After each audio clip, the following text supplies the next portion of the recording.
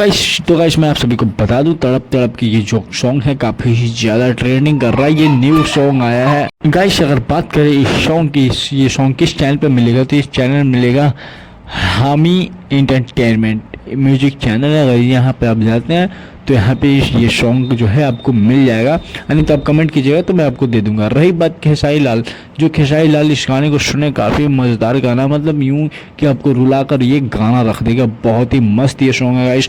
मैं आप सभी को बता दूं कि अगर आपने नहीं सुना है अभी तक तो जाएं, क्योंकि ये आज ही ये सॉन्ग रिलीज हुआ है।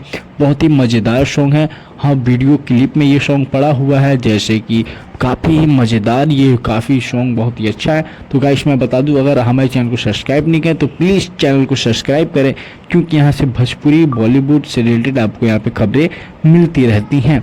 तो आप सभी का प्यार चाहिए, सपोर्ट चाहिए। आप लोगों को अगर ऐसी वीडियो चाहिए तो आप लोग ऐसे ही कमेंट कीजिए, सपोर्ट कीजिए। आप लोगों को मैं अच्छी से अच्छी वीडियो देता रहूँगा। Thank you for watching, I love you. फिर मिलते हैं आप लोगों से अगले वीडियो में, तब तक